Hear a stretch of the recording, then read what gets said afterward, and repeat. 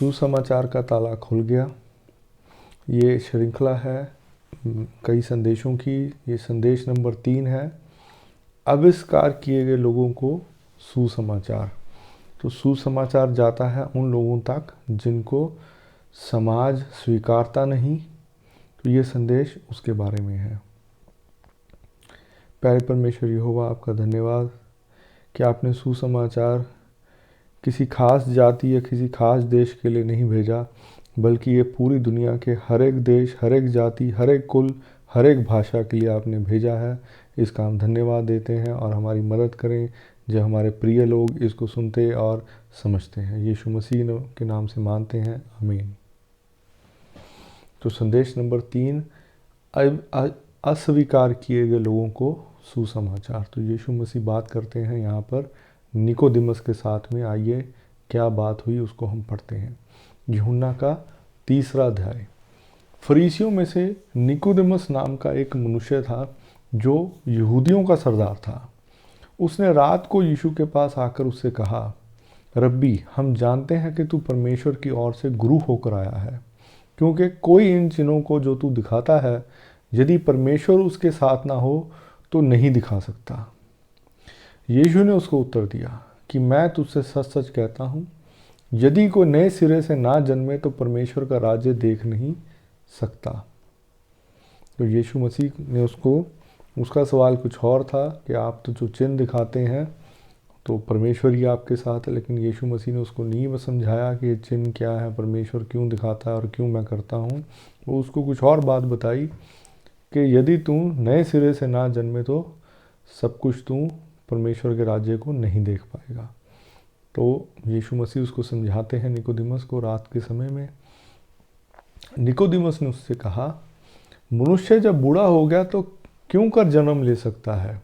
क्या वह अपनी माता के गर्भ में दूसरी बार प्रवेश करके जन्म ले सकता है? यीशु ने उत्तर दिया कि मैं तुझसे सच सच कहता हूँ, जब तक कि मनुष्य जल और आत्मा से ना जन्मे तो वह परमेश्वर के राज्य में प्रवेश नहीं कर सकता। क्योंकि जो शरीर से जन्मा है वह शरीर है, और जो आत्मा से जन्मा है वह आत्मा है। तो यीशु मसीह उसको समझा रहे हैं कि शरीर की बात नहीं, आत्मा की बात वो कर रहे हैं। अचंभा न कर कि मैंने तुझसे कहा कि तू मुझे नए सिरे से जन्म लेना अवश्य है। हवा जिधर जाती है उधर चलती है और तू उसका शब्द सुनता है, परंतु नहीं जानता कि वह कहाँ से आती है और किधर को जाती है। जो कोई आत्मा से जन्मा है वह ऐसा ही है। निकोदिमस ने उसको उत्तर दिया कि ये बातें क्यों कर हो सकती हैं? तो वह यह सुनकर यीशु ने उससे कहा, तो इस्राएलियों का गुरु होकर भी क्या इन बातों को नहीं समझता? तो यीशु मसीह कह रहे हैं कि हवा का शब्द या हवा की डायरेक्शन नहीं हम जान सकते, वैसे ही जो यीशु मसीह के लोग जो पवित्र आत्मा से जन्मे हैं वो जन्मे हैं नहीं हैं इसका हम नहीं जान सकते। तो मैं तुझसे सच सच कहता हूँ कि हम जो जानते हैं वह कहते हैं, और जिसे हमने देखा है हम उसकी गवाही देते हैं, और तुम हमारी गवाही ग्रहण नहीं करते। जब मैंने तुमसे पृथ्वी की बातें कहीं और तुम प्रतीति नहीं करते, तो यदि मैं तुमसे स्वर्ग की बातें कहूँ तो फिर क्यों कर प्रतीति करोगे? और कोई स्वर्ग पर नहीं चढ़ा, केवल वही जो स्वर्ग से उतरा, अर्थात मनुष्य का पुत्र जो स्वर्ग में है। तो यीशु मसीह बार बार उसको बात समझाने की कोशिश कर रहे हैं कि मैं आत्मिक और स्वर्ग की बातें कर रहा हूँ, और यीशु ही स्वर्ग से आए हैं, जो वो बात समझा रहे हैं वही सही है। और जिस रीति से मूसा ने जंगल में सांप को ऊंचे पर चढ़ाया, उसी रीति से आवश्यक है कि मनुष्य का पुत्र भी ऊंचे पे चढ़ाया जाए। तो यीशु मसीह जैसे मूसा के समय में सांप को उठाया गया तो जिन लोगों ने सांप पर ध्यान दिया वो बच गए, इसी तरह से जब यीशु मसीह क्रूस पर उठाया जाएगा तो जब यीशु मसीह को लोग क्रूस की तरफ देखेंगे तो लोग बचाए जाएंगे। इस बात का जिक्र निकोदेमस से वो कर रहे थे, और पूरा ही सोचने समझने का तरीका लोगों को बदलना होगा। इसलिए उनको नया जन्म लेना होगा, ताकि जो कोई विश्वास करे उसमें अनंत जीवन पाए। क्योंकि परमेश्वर ने जगत से ऐसा प्रेम रखा कि उसने अपना इकलौता पुत्र दे दिया, ताकि जो कोई उस पर विश्वास करे वह नाश ना हो परंतु अनंत जीवन पाए। तो यीशु मसीह उसको यही समझा रहे हैं। तो यीशु मसीह उसको यहाँ पर यही समझा रहे हैं कि खास बात सिर्फ ये है इसके अंदर कि परमेश्वर ने प्रेम किया है और परमेश्वर के प्रेम के लिए उसने अपना इकलौता पुत्र दे दिया, अपना वो मेमना दे दिया, जिसकी बलि के कारण पूरी दुनिया के पाप वो मेमना उठा ले गया। और जो कोई उसमें विश्वास करेगा, उसकी बातों को मानेगा, समझेगा, उस पर चलेगा, वह नाश ना होगा परंतु अनंत जीवन पाएगा। परमेश्वर ने अपने पुत्र को जगत में इसलिए नहीं भेजा कि जगत पर दंड की आज्ञा दे, परंतु इसलिए कि जगत उसके द्वारा उद्धार पाए। तो यीशु मसीह नाश करने नहीं बल्कि वो बचाने वाले आए हैं, और उनका काम यही है कि लोग अपनी पापों से माफ़ी, अपने पापों की तौबा करें और यीशु मसीह से माफ़ी मांगें और नए सिरे से अपना जीवन व्यतीत करें। जो उस पर विश्वास करता है, यीशु मसीह पर जो विश्वास करता है, उस पर दंड की आज्ञा नहीं होती, परंतु जो उस पर विश्वास नहीं करता वह दोषी ठहर चुका, इसलिए कि उसने परमेश्वर के इकलौते पुत्र के नाम पर विश्वास नहीं किया। और दंड की आज्ञा का कारण ये है कि ज्योति जगत में आई है और मनुष्यों ने अंधकार को ज्योति से अधिक प्रिय जाना, क्योंकि उनके काम बुरे थे। क्योंकि जो कोई बुराई करता है वह ज्योति से बैर रखता है और ज्योति के निकट नहीं आता, ऐसा ना हो कि उसके कामों पर दोष लगाया जाए। परंतु जो सच्चाई पर चलता है वह ज्योति के निकट आता है, ताकि उसके काम प्रकट हों कि वह परमेश्वर की ओर से किए गए हैं। तो सच के पीछे चलना है। जितनी बातें यीशु मसीह ने कही हैं सच्ची बातें हैं। हमने ये नहीं देखना कि चर्च क्या कहता है, पास्टर क्या कहता है, हमने ये देखना बाइबल क्या कहती है, प्रभु यीशु क्या कहते हैं, उस पर चलना है, सच पे चलना है। तभी हम रोशनी की तरफ चलेंगे और अंधकार से बाहर आएंगे। तो बात करते हैं अब आगे यूहन्ना की। वहाँ यूहन्ना के चेलों का किसी यहूदी के साथ शुद्धि के विषय में वाद विवाद हुआ और उन्होंने यूहन्ना के पास आकर उससे कहा, हे रब्बी, जो व्यक्ति यरदन के पार तेरे साथ था और जिसकी तूने गवाही दी है, देख वह बपतिस्मा देता है और सब उसके पास आते हैं।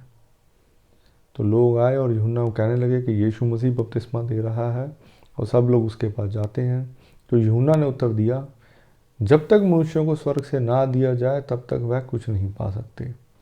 तुम तो आप ही मेरे गवाह हो कि मैंने कहा मैं मसीह नहीं परंतु उसके आगे भेजा गया हूँ।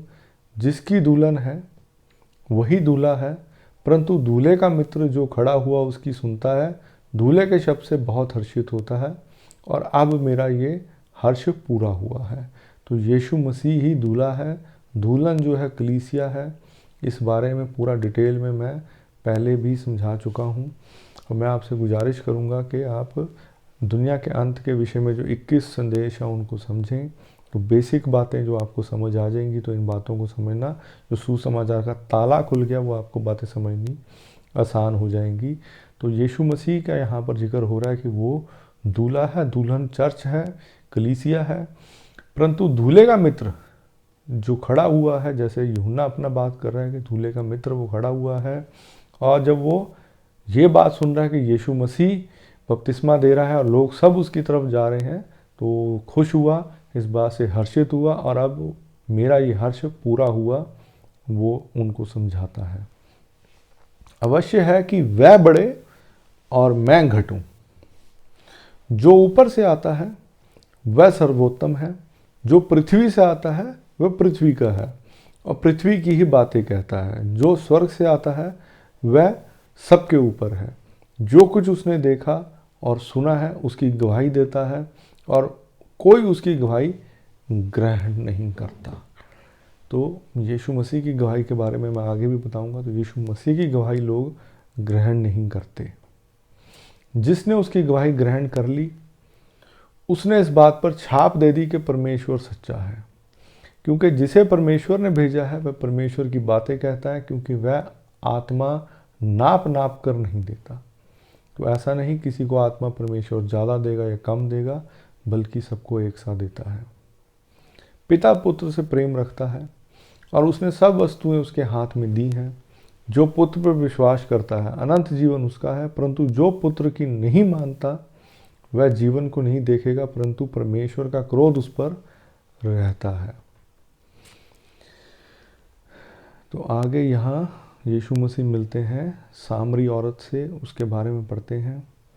यूहन्ना 4 अध्याय। फिर जब प्रभु को मालूम हुआ कि फरीसियों ने सुना है कि यीशु यूहन्ना से अधिक चेले बनाता और उन्हें बपतिस्मा देता है, यद्यपि यीशु आप नहीं वरन उसके चेले बपतिस्मा दिया करते थे, तो ऐसा था कि यीशु मसीह और उसके चेले बपतिस्मा देते, यीशु मसीह खुद नहीं देते थे बपतिस्मा। लेकिन बात यही थी कि यीशु यूहन्ना से अधिक चेले देता, यानी यीशु के चेले जो हैं वो ज़्यादा अधिक बपतिस्मा देते हैं। तब यहूदिया को छोड़कर फिर गलील को चला गया और उसको सामरिया से होकर जाना अवश्य था। सो वह सुखार नाम सामरिया के एक नगर तक आया जो उस भूमि के पास है जिसे याकूब ने अपने पुत्र यूसुफ को दिया था, और याकूब का कुआं भी वहीं था। सो यीशु मार्ग का थका हुआ उस कुएं पर यूं ही बैठ गया, और यह बात 6 घंटे के लगभग हुई। इतने में एक सामरी स्त्री जल भरने को आई। यीशु ने उससे कहा, मुझे पानी पिला, क्योंकि उसके चेले तो नगर में भोजन मोल लेने को गए थे। अब तो यीशु पूरा इंसान की तरह, हमारी तुम्हारी तरह थक भी गए, और यहाँ उनको भूख भी लगी और चेले खाना भी लेने के लिए गए, तो प्यास भी लगी है, और यहाँ उन्होंने उस औरत से पानी मांगा। तो चेले नगर में नहीं थे, भोजन लेने को गए थे, कोई नहीं था, तो उन्होंने उस औरत को कहा, मुझे पानी पिला दे। उस सामरी स्त्री ने उससे कहा,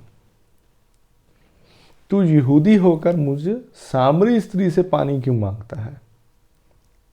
क्योंकि यहूदी सामरियों के साथ किसी प्रकार का व्यवहार नहीं रखते थे। तो अब आप इस बात को समझ लिए, यहूदी थोड़ी सी उच्च जाति के लोग थे, और जो सामरी लोग थे वो थोड़ी छोटी जाति, नीचे की जाति के लोग थे।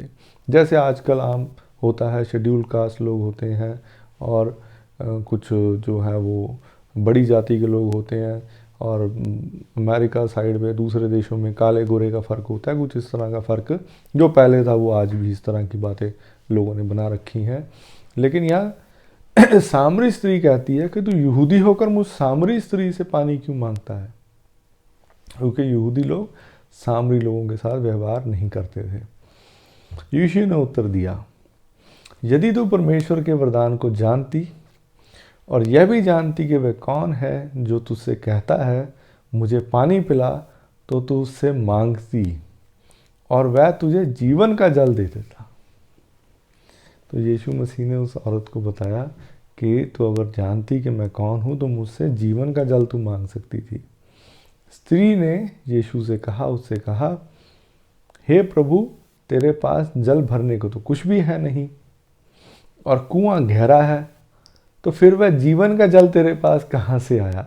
तो भोली भाली स्त्री को बात समझ नहीं आई। यीशु मसीह स्वर्ग की बातें, आत्मिक बातें कर रहे थे उससे, और उसने तो कहा कि आपके पास तो जल खींचने के लिए कुछ है भी नहीं, कैसे निकालोगे ये जीवन का पानी, और कुआं तो बहुत गहरा है। तो क्या तू हमारे पिता याकूब से बड़ा है जिसने हमें यह कुआं दिया, और आप ही अपने संतान और अपने ढेरों समेत उससे पिया करता था? यीशु ने उसको उत्तर दिया कि जो कोई ये जल पिएगा वह फिर प्यासा होगा, परंतु जो कोई उस जल में से पिएगा जो मैं उसे दूंगा वह फिर अनंत काल तक प्यासा ना होगा, वरन जो जल मैं उसे दूंगा वह उसमें एक सोता बन जाएगा जो अनंत जीवन के लिए उमड़ता रहेगा। स्त्री ने उससे कहा, हे प्रभु, वह जल मुझे दे ताकि मैं प्यासी ना हूँ और ना जल भरने को इतनी दूर आऊँ। तो वो बेचारी अभी भी नहीं समझी। वो समझी कि अगर ऐसा पानी कोई यीशु मसीह के पास है, दोबारा ना प्यास लगे और ना भरने को आना पड़े, तो भाई जल्दी जल्दी मुझे ये पानी दे दो। यीशु ने उससे कहा, जा अपने पति को यहाँ बुला ला। तब यीशु मसीह उस औरत के बारे में जानते थे कुछ बातें, उन्होंने समझ ली और उसको कहा, जा अपने पति को बुला कर ला। स्त्री ने उत्तर दिया, मैं तो बिना पति के हूँ। यीशु ने उससे कहा, तू ठीक कहती है कि मैं बिना पति के हूँ, क्योंकि तू 5 पति कर चुकी है, और जिसके पास तू अब है वह भी तेरा पति नहीं। ये तूने सच कहा है। तो यीशु उसकी सारी बात जानते थे। स्त्री ने उससे कहा, हे प्रभु, मुझे ज्ञात होता है कि तू भविष्यद्वक्ता है, तो वो कहने लगी कि तुम तो भविष्यवक्ता हो यीशु मसीह, आप तो भविष्यवक्ता हो, आप तो सारी बात जानते हो। हमारे बाप दादों ने इसी पहाड़ पर भजन किया। तुम कहते हो, या यहूदी लोग कहते हैं कि वह जगह जहाँ भजन करना चाहिए वो यरूशलेम है। जो इंग्लिश के वर्जन में साफ लिखा, यहूदी लोग कहते हैं, ज्यूज कहते हैं कि यरूशलेम में जाके जो है वो प्रार्थना करो, भजन करो, और हमारे लोगों ने तो यहाँ पहाड़ पे किया है। तो मूसा के समय पर मूसा ने भी मुलाकात जो परमेश्वर से की थी वो पहाड़ पर की थी, और 10 हुक्म भी उसे पहाड़ पर मिले थे। और ये वही लोग हैं जो वहाँ याकूब के घराने के लोग जो वहाँ पहाड़ पर जाया करते थे परमेश्वर के लिए बलि चढ़ाना। अब्राहम भी जाते थे। तो इन सब बातों को उसने कहा, लेकिन यहूदियों ने सिस्टम बना रखा था कि नहीं, प्रार्थना करनी है, बलि देनी है, ख़ास तौर से करना है तो यरूशलेम में जाओ। तो बिजनेस था। यीशु ने उससे कहा, हे नारी, मेरी बात की प्रतीति करके यह समय आता है कि तुम ना तो इस पहाड़ पर पिता का भजन करोगे, ना यरूशलेम में। तुम जिसे नहीं जानते उसका भजन करते हो, और हम जिसे जानते हैं उसका भजन करते हैं, क्योंकि उद्धार यहूदियों में से है। परंतु वह समय आता है, वरन अब भी है, जिसे मैं सच्चे भगत पिता का भजन आत्मा और सच्चाई से करेंगे, क्योंकि पिता अपने लिए ऐसे ही भजन करने वालों को ढूंढता है। परमेश्वर आत्मा है, और अवश्य है कि उसके भजन करने वाले आत्मा और सच्चाई से भजन करें। तो यीशु मसीह ने उसको कहा कि ज़रूरी नहीं है कि पहाड़ पर या तुम्हें यरूशलेम में जाके ही प्रार्थना करनी है या परमेश्वर का भजन करना है, लेकिन भजन करने वाले अब भी हैं और आने वाले समय में होंगे। जो उस समय यीशु मसीह उसको कह रहे थे कि जो आत्मा से और सच्चाई से करेंगे। और यीशु मसीह का जो भजन है, परमेश्वर का जो भजन है, वो कहीं भी किया जा सकता है अगर वो सच्चाई से और आत्मा से किया जाए। तो सच्चाई यहाँ की वर्ड है, मेन शब्द है जो यीशु मसीह ने बार बार कहा है। और सच पे चलना, सच्ची बातें सुनना, उस पर ध्यान लगाना, वही हमारा फर्ज है। स्त्री ने उससे कहा, मैं जानती हूँ कि मसीह जो क्राइस्ट है या मसीह है कहलाता है आने वाला है। जब वह आएगा तो हमें सब बातें वह बता देगा। यीशु ने उससे कहा, मैं जो तुझसे बोल रहा हूँ मैं वही हूँ। इतने में उसके चेले आ गए और अचंभा करने लगे कि वह स्त्री से बातें कर रहा है।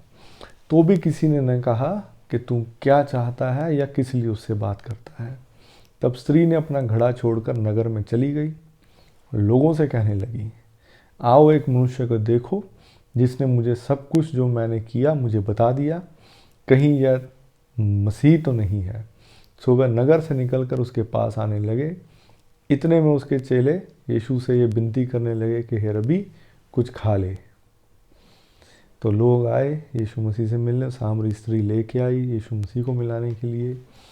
परंतु यीशु ने अपने चेलों से कहा, यीशु ने उनसे कहा, मेरे पास खाने के लिए ऐसा भोजन है जिसे तुम नहीं जानते। तब चेलों ने अब आपस में कहा, क्या कि उसके लिए कुछ खाने को लाया है? यीशु ने उनसे कहा, मेरा भोजन ये है कि अपने भेजने वाले की इच्छा के अनुसार चलूं और उसका काम पूरा करूं। क्या तुम नहीं कहते कि कटनी होने में अब भी 4 महीने पड़े हैं?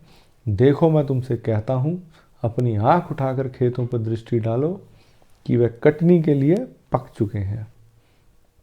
तो यीशु मसीह बात कर रहे थे उन लोगों की जो तैयार हो चुके हैं यीशु मसीह के लिए, उसके वचनों पर चलने के लिए और स्वर्ग में उसके साथ रहने के लिए। जो फसल है वो तैयार हो चुकी है काटने के लिए। और यीशु मसीह कहते हैं, मुझे भूख नहीं खाने की, बल्कि मेरा काम ही मेरी भूख है, और मेरे भेजने वाले की इच्छा को मैं उसके अनुसार चलूँ, उसका काम पूरा करूँ, यही मेरी भूख है। और काटने वाला मजदूरी पाता है और अनंत जीवन के लिए फल बटोरता है, ताकि बोने वाला और काटने वाला दोनों मिलकर आनंद करें। तो अनंत जीवन ही असल में उसका वो बात है जो चुने हुए लोगों को फल की तरह पूरा करती है। क्योंकि इस पर यह कहावत ठीक बैठती है कि बोने वाला और है और काटने वाला और मैंने तुझे वह खेत काटने के लिए भेजा जिसे मैं तुमने परिश्रम नहीं किया, औरों ने परिश्रम किया और तुम उनके परिश्रम के फल में भागी हुए। तो यीशु मसीह समझा रहे हैं कि समझाना, परमेश्वर का वचन समझाना किसी और ने शुरू किया, लेकिन फसल काटने वाले कुछ और लोग हैं। तो इसके बारे में वो यहाँ समझा रहे हैं। और उस नगर के बहुत सामरियों ने उस स्त्री के से कहने लगे, जिसने गवाही दी थी कि उसने सब कुछ जो मैंने किया मुझे बता दिया, विश्वास किया।